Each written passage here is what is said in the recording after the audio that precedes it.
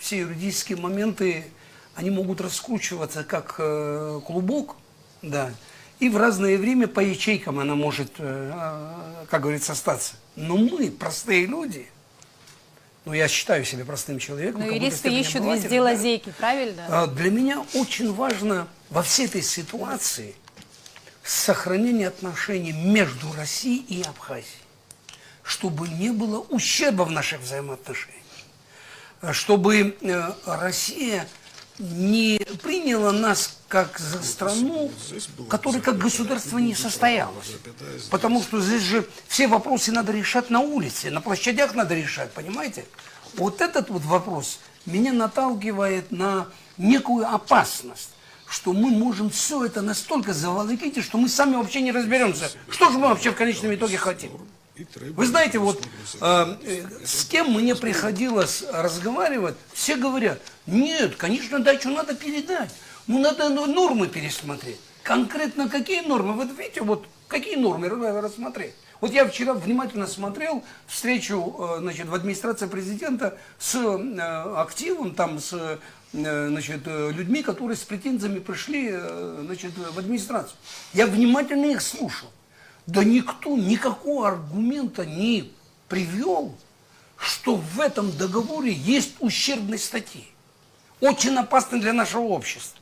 Да, в будущем она, конечно, может создать какие-то проблемы. Вы знаете, я также могу сказать, что влияние Луны на железнодорожные рельсы, мало ли что через 200 лет может будет случиться, мало ли что через 49 лет может случиться. Мы еще не знаем, что может случиться через многие года. Но есть люди, которые все это знают. Я, знаете, откровенно говоря, я даже начинаю им очень даже симпатизировать. Что может случиться в будущем? Мы должны думать о том, что может случиться в ближайшее время с нами. Какую страну мы собираемся строить? С кем мы собираемся дружить? Насколько как партнеры мы будем, ну, скажем так, серьезными? Если кто-то скажет, что нам где-то на каком-то уровне руки выкручивают, я, конечно, этому не поверю. Потому что нет таких фактов, чтобы кто-то нам руки выкручивал. Нам говорят, да, хорошо, хотите так, давайте, пожалуйста.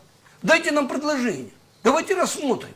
А где, какие предложения, из чего, из каких пальцев высосаны эти предложения? Они уже, этот договор, дорогой Саид, давно изучен. Он давно, знаете, вот, скажем, со всех сторон к нему есть подход. И при том юристов, не юристов, экологов, просто хозяйственников и так далее, и так далее, и так далее. Да, конечно, это будет территория, которая будет находиться под жестким контролем. Да, нам будет тяжело туда зайти и проверять, чем они там занимаются. А вы представьте себе, что в будущем, я, по крайней мере, так себе представляю, это будет некий центр, куда будут съезжать разные представители разных стран, политические, скажем, руководители стран и так далее, президенты, как это было в 60-е и 70-е годы. Вы помните, кто отдыхал там? А ведь разве не это помогло, когда в 1978 году решалась судьба Абхазии на этой площади?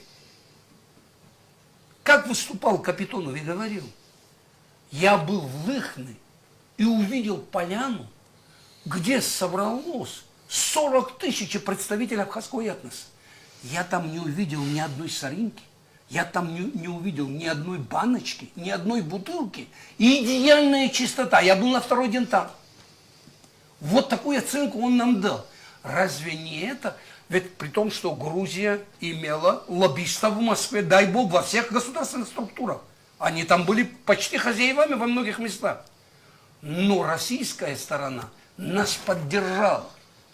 И поддержала безоговорочно. И все, кто был исключен из партии, были восстановлены. И Абхазия получила 500 миллионов рублей на поднятие экономики и социальной сферы. Мы получили государственный университет, мы получили абхазское, значит, телевидение и так далее, и так далее. Это ведь не так просто. Это сегодня, знаете, вот тогда, вот, а вот это было то время, когда люди писали, рисковали своей жизнью. Потому что тогда это не приветствовалось, жалобы в ЦК КПСС на руководство другой республики. Но мы через это прошли, мои дорогие. И, конечно, мне в моем возрасте надо как-то сравнивать. Видеть все это надо другими глазами. Я не могу этой молодой девчонке объяснить, у которой там на, значит, майке какая-то надпись не совсем хорошая. Я не могу это объяснить, она этого не поймет. Она хочет жить в свободной стране. Она хочет работает, хочет не работает. Но она, простите, свободный человек. Мы все свободные люди. Ведь война, он не только нам беды принес, он не только нам кровопролитие принес, он не только, он принес нам, скажем, вот, очень много материальных ценностей мы потеряли, но она разбалансировала нашу, скажем, вот, эмоциональную сторону. Я не хочу говорить психику. Нет, эмоциональная сторона нашей жизни. Мы же все эмоциональные люди. Я сам очень эмоциональный человек. Она настолько разбалансирована, что уже скоро будет 30 лет, мы до сих пор не можем прийти в определенное и четкое нормальное состояние. Мы до сих пор видим в каждом шагу это предательство и так далее. И теперь мы определяем, а это патриот, а это не патриот, потому что он не так говорит, как я думаю. Ну, мои дорогие, если к этому договору есть серьезные замечания, я готов вас поддержать, я готов с вами идти куда угодно, но эти замечания я должен видеть. Я, по крайней мере, вот эти последние дни, я вижу эту передачу, да, я со многими людьми встречаюсь, разговариваю. Я, кстати, работаю в том объекте, где очень много людей бывает. Но я не вижу этого. Я не увидел, чтобы за спиной нашего народа, нашего общества, нашего государства кто-то какие-то опасные интриги, значит, плел. Хотя допускаю, что, конечно, мы не безгрешные, у нас и в государственных структурах есть люди, которым я лично давным-давно не доверяю. Но в конце до концов, если мы парламенту не доверяем,